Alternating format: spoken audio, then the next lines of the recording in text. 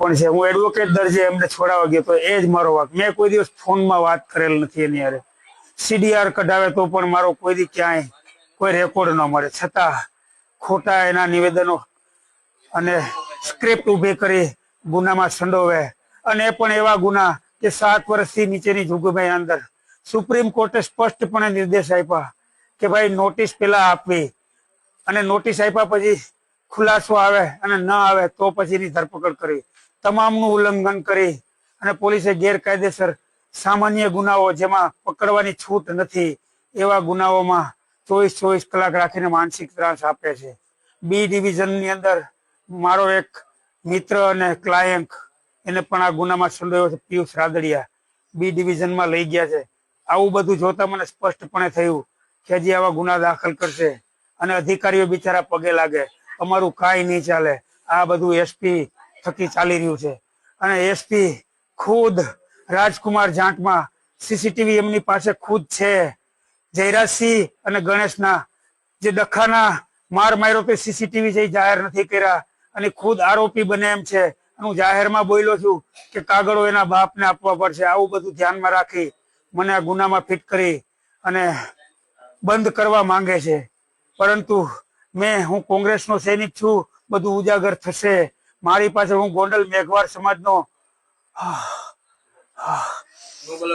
ઉપપ્રમુખ છું, આગેવાન છું, એડવોકેટ છું. હું બધું ઉજાગર કરીશ. મને જે ત્રાસ આપ્યો છે પોલીસ દ્વારા, અને હજી પણ મારી સેફટી નથી. મને શક્તિસિંહ ગોહિલને 2 હાથ જોડીને વિનંતી, વિરોધ પક્ષના કોંગ્રેસના નેતા એને પણ વિનંતી કે મને પ્રોટેક્શન અપાવે. આ લોકો ખોટા ગુનામાં હાઈકોર્ટની અંદર મારી પિટિશન દાખલ કરાવે. હમણાં દિલ્હીથી અમારા ઓબ્ઝર્વર આવ્યા હતા, ત્યારે મેં આજ મારી ચર્ચા કરી હતી. અમારી સેફટી નથી. સવારે ઉઠો અને કાયદા કાનૂનનો સંઘર્ષ કરવો. અમારે કાયદા કાનૂનનો સંઘર્ષ કરવો કે કોંગ્રેસ કામ કરવું. કોઈ જોડાતું નથી, ક્યાંથી જોડાય? અમે ખુદ રોજ ઉઠીને કાયદાના સંઘર્ષમાં આવીએ. અમે સંગઠન કેમ ઉભું કરીએ? કોંગ્રેસનું કામ કેમ કરીએ? લોકોનું કામ કેમ કરીએ? રોજ નવા ગુનામાં ફિટ કરે છે. અમારી સાથે ચાલવામાં પણ લોકો ડરે છે. એકલા હાથે કેટલું લડવું આની સામે? આ 2 બાપ દીકરો તો પાકિસ્તાનના ગુંડાઓ કરતા પણ ખરાબ છે.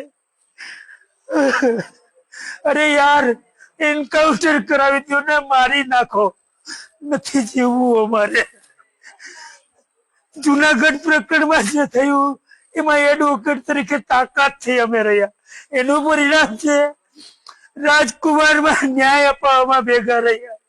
એનું પરિણામ છે.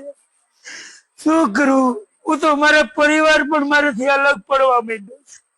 ગાંડો કે છે કે શું ઘરે બેસને લોકો દાંત કાઢે છે. આના કરતા મજૂરી કરવી સારી યાર. હવે નથી લડવું.